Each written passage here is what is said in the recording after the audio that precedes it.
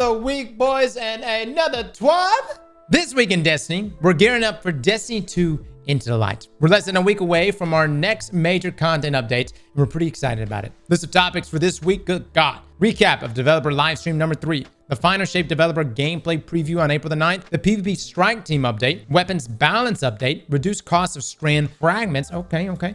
New Light Tutorial Skip and New Light Kit. New Light Experience Wallpapers. Updating the default chat experience. Iron Banner returns. Onslaught Legend Challenge details. Player support report and art and movie of the week. Fellas, this looks to be a pretty sizable TWAB. All right, Destiny 2 Into the Light Developer Livestream number 3 recap. Earlier this week, we shared some additional details about Destiny 2 Into the Light with our third livestream. This includes details about 2 reprised exotic missions, a look at the new Crucible PvP maps coming in May, and the announcement of the Pantheon PvE challenge, updates to the New Light experience, and character recustomization, and much more. Yeah, we did an entire breakdown on it, guys. So you haven't checked it out. We did like a 15 minutes, like 14, 15 minutes long, but it's just a complete rundown of that stream if you missed it. Now, reprise exotic missions. Oh my God, dude, that is such a sexy image. I love that they gave us like background and like lore stuff too, like what inspired them behind it. But that is wallpaper worthy right there. Now, we announced the reprised versions of 2 exotic missions, the Whisper and 0 Hour. These reprised versions will retain some familiar elements of the classic missions, but you'll also find updated puzzles, encounters, rewards, and triumphs, as well as new secrets to discover on Legend difficulty. The Whisper will be available on April the 9th with the launch of Destiny 2 Into the Light, and 0 Hour will be available in May, and we're assuming it's going to be 30 days after. Now, the Whisper. Erismorn wants to pick your brain. Nothing creepy. She just thought she could use your memories to shape an updated version of a weapon that would be very useful against the Witness. Yes, it's Whisper of the Worm, the exotic sniper rifle that lives in your power weapon slot. Just be careful when jumping around in the dark because sometimes we don't remember things like they used to be, and you don't want to drown in the deep. So just a little rundown on that mission, guys. It's going to be a little bit different. The secrets are going to be a bit different. They even mentioned that they've stacked the ads more, and that the actual boss encounters are going to be different as well. So excited to see what those changes are. Now, 0 Hour. 81 is a mission for you. You need to go back to the old tower. Take down some fallen pirates that want to get a hold on a very powerful weapon of our past, and maybe, just maybe, face a scary robot named Trevor that feels very lonely and wants to give Guardians a hug. The updated and craftable Outbreak Perfected Exotic Post Rifle is waiting for those who manage to avoid him and finish on time. Let me just say this again about both of these craftable rolls. Whisper is alright, like it's not like a game changer by no means, but the craftable roll for Outbreak is nuts. Like it's got Head Seeker, it's got rewound rounds. It is going to be a very, very good post rifle. And on top of that, we're getting a lightweight post rifle buff coming here very soon. Additional crafting options. After obtaining the exotic weapon from each of these reprised missions, new quests will become available. This will allow you to unlock additional crafting options, including upgrading each weapon's unique intrinsic behaviors. A new quest will become available each week for 3 weeks. Okay, so again, just like in previous exotic missions, each week we will obtain in some way throughout the mission itself one of these traits. Now, reprised ships. In addition to the new exotic weapons you'll earn, you can also earn reprised versions of the classic ships. The Whisper will offer a new ship with an updated look, Carve of the Worm, inspired by 1,000 Wings, while 0 Hour will offer Vimana Junker, also with an updated look, built on the frame of Scrap CF71791 and inspired by Outbreak Perfected. All right, now moving on to new PvP maps. As we mentioned in our February 22nd TWID, we're excited to release 3 new Crucible maps on May the 7th. While these maps will also be available in 6v6 playlists like a troll, they have been specifically built with a focus on 3v3 game modes in mind, including Dominion, Survival, and our newest mode, Collision. With the new maps, you'll get to enjoy the backdrop of new locations you haven't yet explored in PvP, including Europa, Neomuna, and the Terraform Pyramid Ship. Then the new maps are Eventine Labs in Europa, Cirrus, Plaza, and Neomuna, and Dissonance, the Terraform Pyramid Ship, which is gorgeous because it's the same look of like Root of Nightmares. You can see like the Traveler and everything. Looks fantastic. We'll have a deeper dive in these maps as we get closer to the release date. Really? You're going to talk about it more? I feel like we got a pretty good look at it already. All right. Character recustomization. In our January 18th TWID, we revealed our plans to add character recustomization to Destiny 2 before the launch of the Final Shape. During this week's live stream, we announced that character recustomization will be coming with Destiny 2 Into the Light on April the 9th.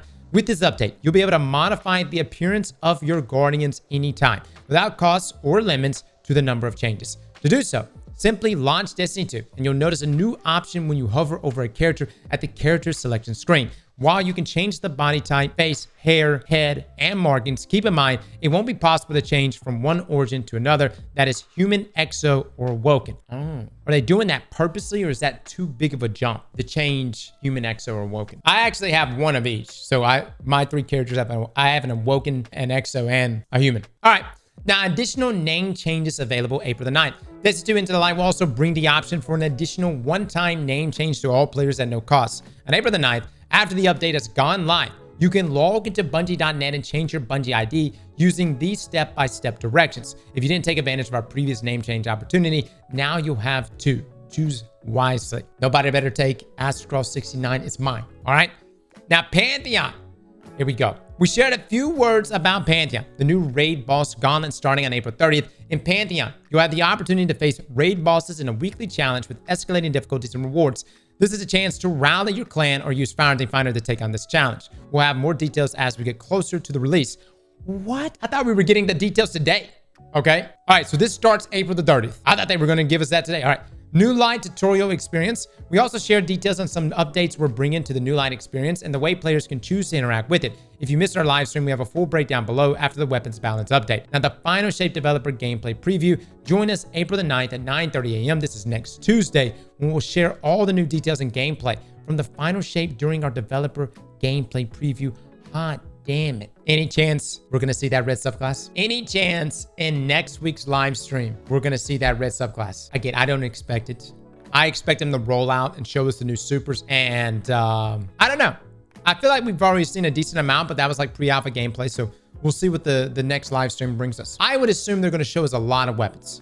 Like, I would assume they're going to show off a ton of weapons, including the auto rifle actively healing somebody and all that stuff. So I feel like weapons are going to be a big focus on this one. Now, we're thrilled to show you what we've been working on. In addition to seeing new gameplay, you'll get some developer insight and behind the scenes look at what you can expect as we journey into the Traveler. Make sure to tune in and join us. You won't want to miss it. So this will be April the 9th, 9:30. They'll be live on everything. We'll be live as well, guys, if you want to come join us. We'll also be doing a Vidoc recap. We'll watch their Vidoc from last year leading up to it. Just kind of give us a before and after comparison for whenever we do watch that new one. So, by the way, if you do happen to watch for just 15 minutes of the gameplay preview next week on Bungie's Twitch, YouTube, or I guess TikTok, wow, you will get this emblem. Now, if you were shy of getting those Who Held Deer and Echo Diamond emblems from our Destiny 2 Into the Light developer live streams, you can earn progress through those emblems during our gameplay preview too. Those Who Held Deer requires 1 hour watch time, while Echo Diamond is granted after 3 hours of total watch time. Now, on to the PvP Strike Team updates. Hello, everyone, and welcome to another PvP Strike Team update. This is going to be a smaller one simply because most of our work for the release has been centered around wrapping up the PvP map pack, which will be released in May. However, in addition to the weapon balance changes we mentioned a couple weeks ago, we have some additional impactful changes we like to discuss. So let's get to it. Competitive. For update 7.3.6, we're making some changes to the game modes available in the competitive playlist. We're removing Survival and Countdown Rush and replacing them with 3v3 Clash and Collision. And for Collision, we have changed some zone placements on maps like Dead Cliffs and Vostok based on feedback from laps. For Clash, we will also be swapping the ammo meter system for the ammo crate system. Collision was tested in labs with the ammo crate system and was designed with it in mind. But internally, we've also been testing Clash with crates for some time. The benefit of the crate system in the Clash game mode specifically is that it continues to promote map movement and helps disincentivize passive team play, which can occur when there are no on-map objectives to otherwise encourage flow in and out of engagement zones. This change will result in a small net increase in special ammo availability in competitive compared to the ammo meter system, while still being an overall reduction from the pre-update 7.3.5 respawn values. So we're getting rid of Survival and then also Countdown Rush, which I'm not entirely against. How do y'all feel about Clash? Clash is better. I personally like Survival a lot. I feel like Survival is kind of like competitive's, like identity. You know what I mean? I'm getting a lot of people in here saying W though. A lot of people are liking this. Being told Clash is way better. All right.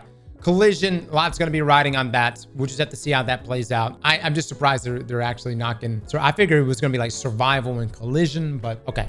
Now, Trials. We've heard the feedback that the special ammo economy in Trials, while improved, doesn't feel quite right just yet. So for the first 2 weeks of update 7.3.6, we will be experimenting with it to gather additional data.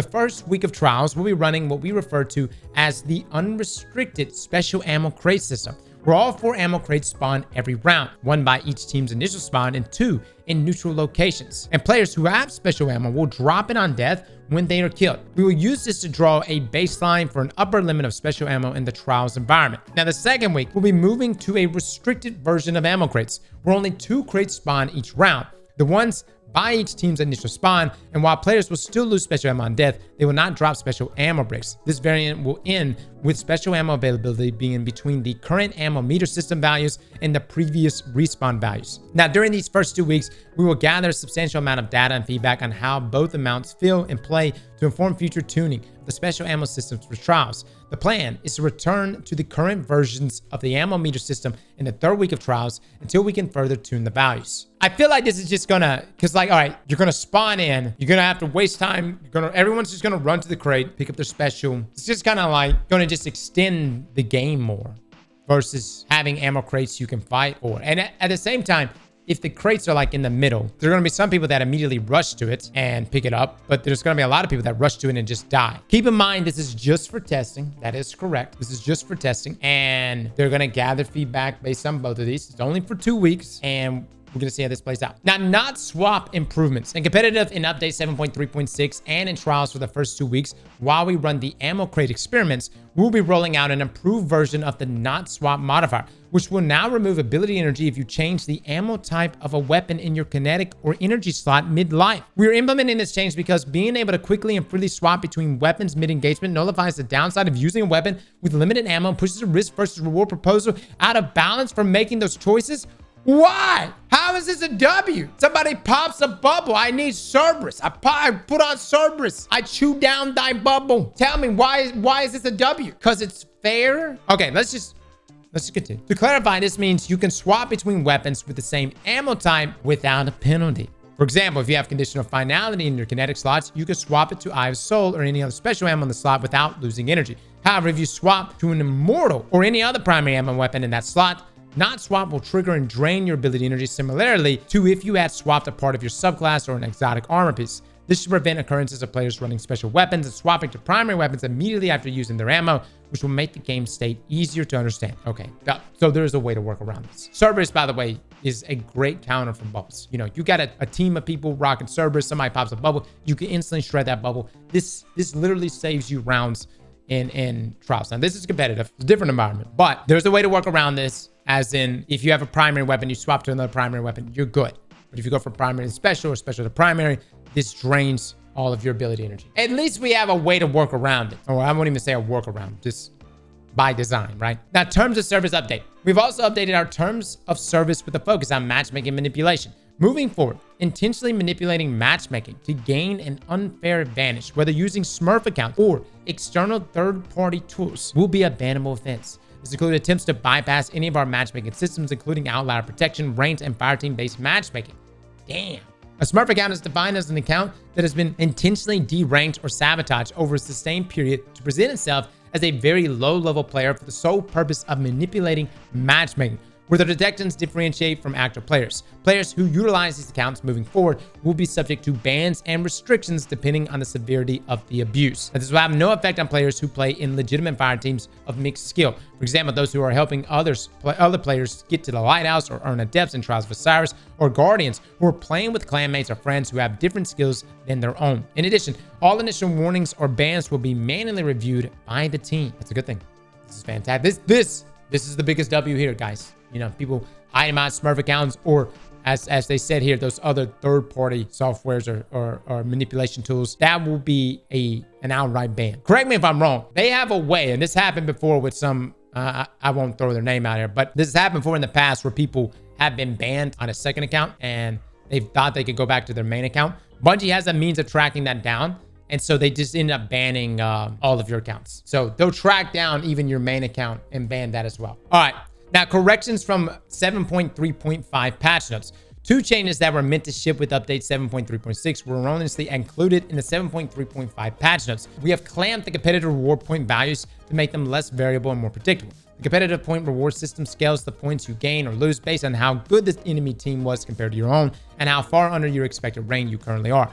However, With the values between 5 and 275 possible, the war amounts often felt random. We've reduced the possible variance to 50 and 200, which should make fewer games where war values feel questionable and will reduce the magnitude of the swings you could get between games. The post-game trials weapons rewards will now only grant the weekly weapon. For example, if the weekly adept weapon is the summoner, all post-game drops will also be the summoner to make it easier for people to target farm the role of the weapon that they are interested in.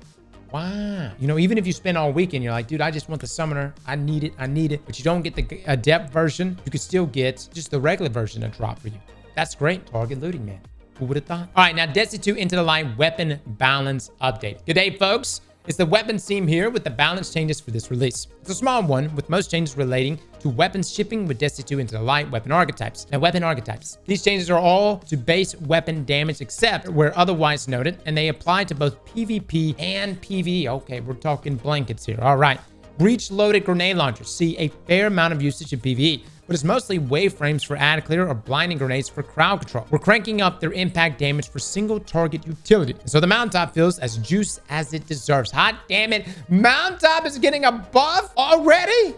At the same time, the current radius on disorienting grenades is larger than reasonable for the amount of ammo these have. So we're reining that in a little. So increase impact damage by 40%. Hot damn it. This works out at roughly a 50% damage buff. The total damage varies depending on blast radius stat, but reducing disorienting grenade radius, both damage and disorienting, by 15%. Okay, fair enough. Fair enough. Here's the thing. Just hit your shots. You know what I'm saying? Just hit your shots and you'll be fine. You'll be able to get the blind off. But the increase in impact damage by 40%, very nice. Very nice. And that's going to affect everything. It's going to affect them all. Now, lightweight bows were hurt a little too much by the PvP bow nerf, leaving them just barely viable. This change helps them deal a bit more chunk damage to clean up wounded targets more easily, without exceeding precisions for damage dealt. So we increase lightweight bow base damage by 6%. Luminarch and Wishender are not affected in this change. Now, precisions, 450 round per minute auto rifles were a little too forgiving in a weapon sandbox where most weapons have become less forgiving, and their effectiveness reflects this. We've brought them down a little, so we reduce base damage by 5%. All right, so let me get this right. All of these changes are applying to PvE as well. So we're talking grenade launchers are getting a buff by 15% in PvP as well as PvE. Lightweight bows are getting an increase in damage by 6% in PvP and in PvE. 450 round per minute auto rifles are getting a nerf in PvP and in PvE. It's been a long time since Bungie came out here and gave us, overlapping blanket changes like this. I guess fighting line and PvP is back on the menu. Now, precision, 180 round per minute and adaptive 140 round per minute hand cannons need a small tweak to how forgiving they are, particularly with the explosive payload perk on adaptives. The same is true of some pulse rifles and rapid fire scout rifles. So hand cannons, precision hand cannons can contain 2 crits, 2 body, low resilience guardians again, and more easily get 3 critical hits with damage boosts. Increase base damage by 6%. Guys, correct me if I'm wrong. Can a Word of Crota with precision instruments, can you 3-tap with this buff? Like the first shot being base damage, first crit base damage, proc precision instrument, second, third. We need to test. Yeah, we need to test. With the Surge mod, you can. Now, adaptive hand cannons have an increased range cushion for the 3-tap, and we've offset their damage reduction from explosive payload to allow them to 3-tap guardians of any resilience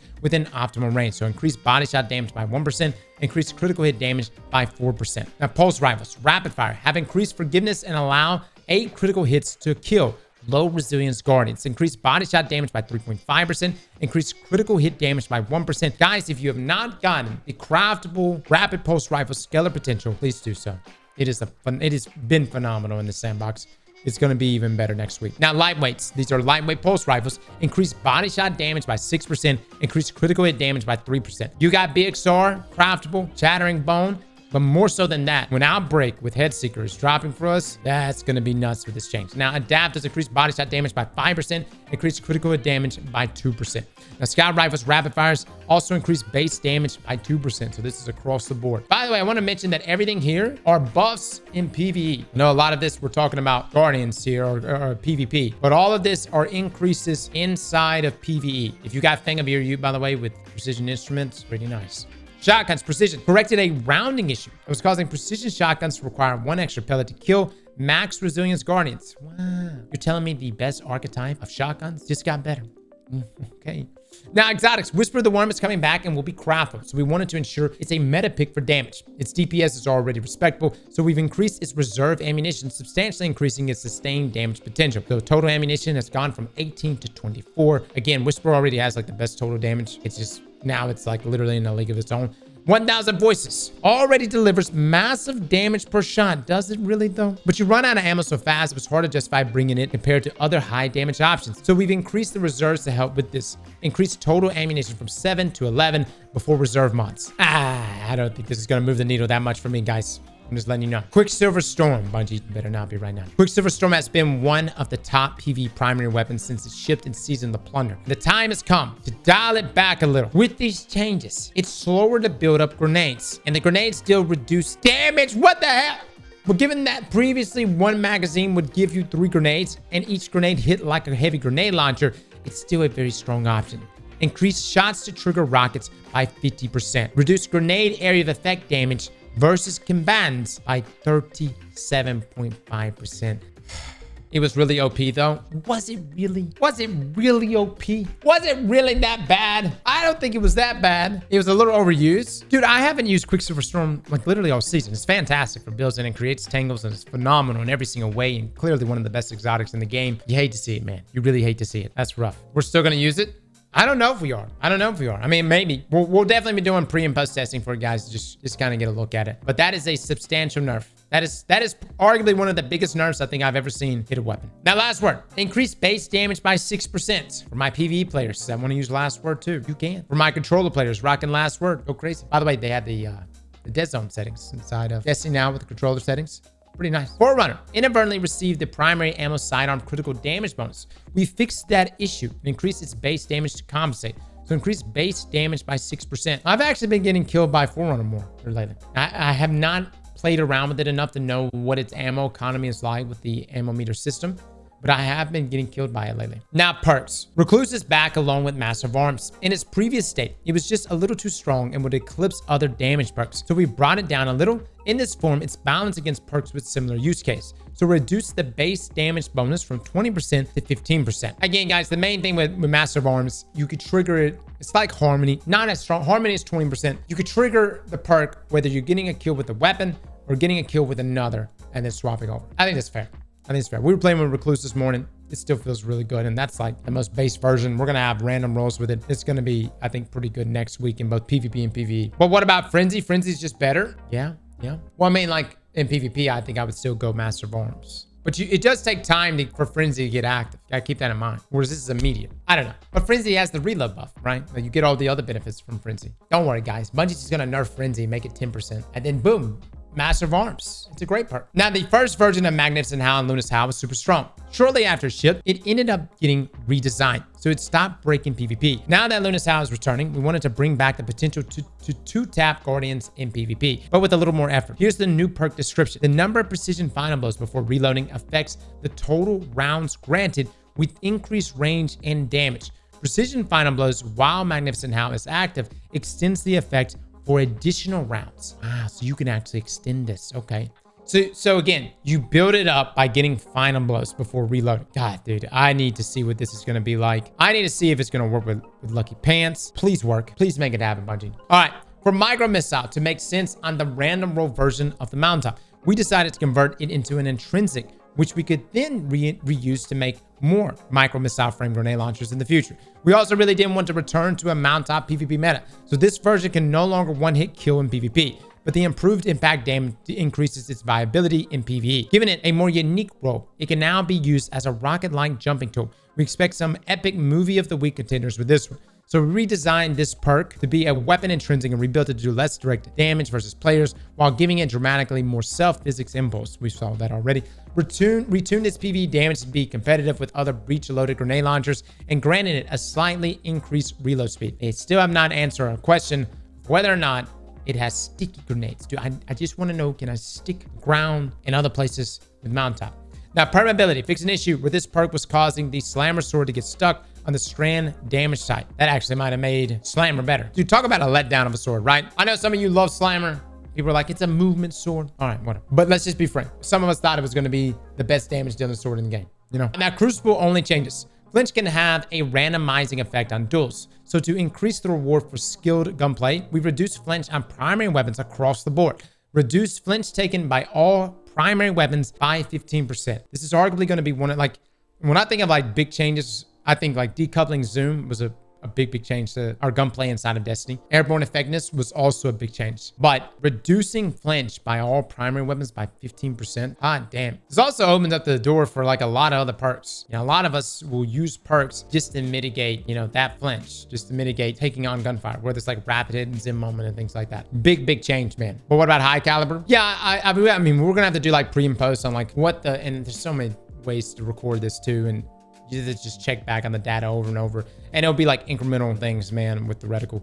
A lot of these things are values that Bungie themselves have to give us, but we'll take a look at high caliber. Now, sunshots became very unforgiving, so we increased precision damage by 11% to address this. Wow. Okay, that's due to its explosive part not getting the 3-tap and high resilience guardian. So that's just addressing that, but we'll give Sunshot a go. And keep in mind, it's the only 150 in the game. Now, Wishender's exit damage was dealing too much damage, so we adjusted the weapon's base damage to compensate. Reduced base damage by 5%. So this is what happens when everybody in LFG has a Wishen and they sit in the back of the map and they just sit there and like an hour goes by, 2 hours go by, 3 hours to complete that GM. This is what happens. But yes, Wishender is getting a nerf. Oh, yeah, my bad. This Wishender nerf is only inside of PvP. I'm not asking for it to be nerfed inside of PvE, but I am asking for you guys to try something other than Wishen. Now, corrected some weapons, getting into correct ammo amounts from the meter rewards and crates. Now, reduce Strand fragments costs. Starting with Destiny 2 Into the Light on April the 9th, we're reducing the cost of Strand fragments from 200 Strand medallions to 100. We hope this change allows players to catch up on any missing fragments for their Strand builds as you all prepare for the final shape. Good stuff. Anybody that's coming back, or maybe you haven't picked up Strand or played Lightfall, I would suggest get into the Light first. That's the free stuff. Try it out. See if Destiny is scratching that itch for you yet again. And if it is scratching that itch, I will say Strand is, if there was one good thing that came out of Lightfall, it was Strand. Strand really is phenomenal. Like I'm in love with all the Strand builds. Now, new Light tutorials skipping new Light kits. We're calling Guardians of all experience levels to join, rejoin, and bring friends to battle against the Witness. While the new Light campaign serves players new to games like Destiny 2, it might not fit those players' already experience with first-person shooters. There you go, man. You know it's a great quest line when they're giving you the option to skip it. But this is fantastic. You got anybody that just wants to try out Destiny? Boom. You could jump in, go skip the entire quest line, pick your subclass, and there you go. Now, ride to the tower with an Arcadia class ticket. Starting in Destiny 2 Into the Light, after completing the second New Light mission, Shawhan will ask you to sync up with his ship in the Cosmodrome, providing a new option to leave the New Light tutorial early and head straight to the tower. The option to skip the tutorial will remain for the rest of your time in the Cosmodrome, and no matter when you leave, you'll still receive critical rewards like your ship and your Sparrow. So don't worry about missing out if you decide to skip. The ship will remain in the Cosmodrome for the duration of A Guardian Rises, so players who choose not to skip immediately can do so at any time afterwards. Oh, okay, so these are some of the things. So explore the Cosmodrome, continue learning the ropes at the Cosmodrome, help Shawhan in his quest to defeat the Hive Wizard. There you go, join the front lines. You can immediately jump in. Okay. Now, tools for the job, new Light kits. To help bridge the power gap between new Guardians and our more seasoned defenders, players will now be able to head to the tower and choose a kit handpicked from my core from the Vanguard. New Light kits are bundles that contain a curated set of gear and subclass ability. These kits are themed around specific subclass fantasies to help provide players with a shortcut to build crafting and give them a taste of that sweet, sweet space magic. There are 9 kits in all, one for each Light subclass. Players can claim one per class. Enjoy. So this is the Voidwalker kits, okay? Master Void Light and Voidwalker empowers their own health and ability regeneration. This build is focused on defeating targets to gain health and ability energy. I love this. I love that they're actually like giving you like a little readout of what each class is supposed to be. I know there's overlap, of course, but that's fantastic. You gotta understand, guys, we play Destiny a lot. So for us, it's like a lot of this is just, it may come off as common sense, but I've heard from a ton of new players that Destiny is overwhelming. And so anything that can help guide in a game, and because normally what happens is like you want to be guided from the game itself. And then if you're like, all right, I want to know something greatly in depth, then you'll go check posts, whether it's Twitter, Reddit, or YouTube videos. But as far as like the basics, you should never have to go to YouTube and watch a video on the fucking basics, you know what I mean? Now, each new light kit contains 2 legendary weapons, 1 exotic weapon, 4 rare armor pieces in a legendary class item, and subclass abilities such as aspects and fragments. In addition, new light kits will also grant players a short quest that, when completed, will grant them a piece of exotic armor. New lights will be available to all players, so whether you're a new light looking to gear up, a returning player looking to step into a modern sandbox, or a veteran looking to jumpstart a new character, iCore will help you prepare for a fight ahead against the Witness. Good stuff, man. Everything that's happening with this update is trying to get everybody on board for the final shape. All right, New Light Experience wallpapers. To celebrate the upcoming updates to the New Light Experience, we got some seriously sweet wallpapers for you to enjoy. Oh my God. Oh, that's so hot, Bungie. That's so hot. Oh, and for mobile? Oh my God. Now updating the default chat experience. With Destiny 2 Into the Light, we are making some changes to the default chat experience to allow players to connect with other players more easily by creating a more social experience. On April the 9th, we'll be updating text chat to auto-join chat channels by default. When you log in, you'll immediately see other players chatting in game and can jump right into the conversation. Hell yeah. Players will also default to auto-join voice chat when in a Fireteam or Fireteam lobby. Voice chat for local and team channels will still be off by default. Now, as part of this update, we'll also be updating our text chat language filtering rules. We'll continue to monitor and audit their performance. For more information on our language filters, visit our text-based language filtering FAQ. Now, some players may see chat off by default after the update.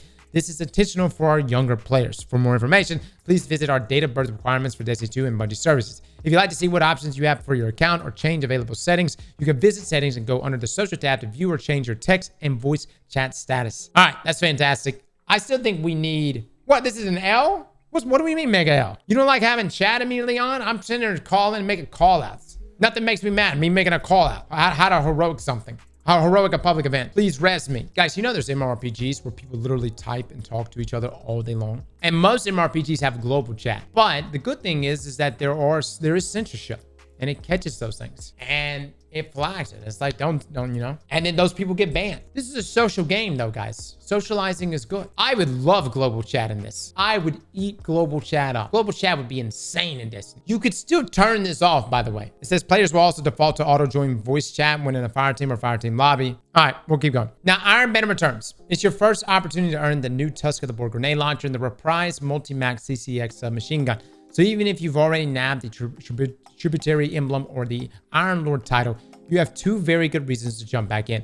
By the way, we did a review for Tusk of the Boar if you guys want to check that out. Now, Onslaught Legend Challenge. Here we go, baby. With the release of Destiny 2 Into the Light on April the 9th comes the new PvE wave-based defensive activity Onslaught. To celebrate the release, we're looking to reward Guardians who are among the first to conquer the mode on its highest difficulty. Details. Starting on April the 9th, when update 7.3.6 goes live, the first 3 fire teams to complete all 50 waves on legend difficulty will receive a Lord Shaxx 7-inch mini replica helmet per fire team member. Oh! We'll announce the winners in the next week's TWID, and we'll reach out to the winners shortly after on Bungie.net. You can get the full details on the rules and eligibility page. Show us what you're made of. Les, I need it. I need it. 7 inches, baby. I'm locked in. I'm rocking the best stuff. By the way, we're putting out a video this weekend going over the best builds for next week. I'm actually going to not give you any good builds. They're all going to be terrible builds now because originally I didn't think we would be competing against each other, but good luck. Got some known issues here, guys. The Last Rite Scout Rifle uses the same visual appearance as the Prophet Scout Rifle. Yeah, that was intentional. Season the Wish versions of the Dreamy City weapons are not dropping the Burnished and Blue Shift Dream shaders. Now, as a final note here from Bungie this week, that's everything for this week. We can't wait to see everyone dive into next week's update. Onslaught, the Brave Arsenal weapons, reprised exotic missions, character recustomization, and the list goes on. Remember to pace yourself, take breaks as needed, and make sure to follow our Destiny 2 team accounts as we'll be monitoring the update and responding to questions and feedback. Should be a fun week. We'll be back next week with another TWID. In the meantime, be excellent to each other, and thanks for hanging out with us, the Destiny 2 community team. Guys, that's it, guys. It's looking to shape up. I mean, Into the Light. We're going to talk about it in more detail, like how I feel about this update overall. But you can't hate on it too much. It's completely free. It's obviously an update to, get people leveled up and ready for the final shape. And I would say next Tuesday is really going to decide everything. Whatever Bungie's going to show us with the final shape, that right there, man, is going to give us an idea of what to expect going forward. Is this a new Bungie, right? Again, Bungie is being head off by Tyson Green now. Are we on the right path? They lied about Pantheon? Dude, yeah, what happened to that? I thought they were going to be talking about Pantheon. I literally thought it was said in the stream earlier this week that they were going to talk about Pantheon. Hey, man, but you get 7 inches of shacks, though. Yeah? You know, 7 inches of shacks or Pantheon information? Oh, they said later in a later TWAB, not this TWAB. Wow, you saying I clickbaited everybody in here today due to misinformation? I'm sorry, guys. In that case, next week, we will also title that stream Pantheon TWAB. And then the week after that. Slap that like button like your mama told you right.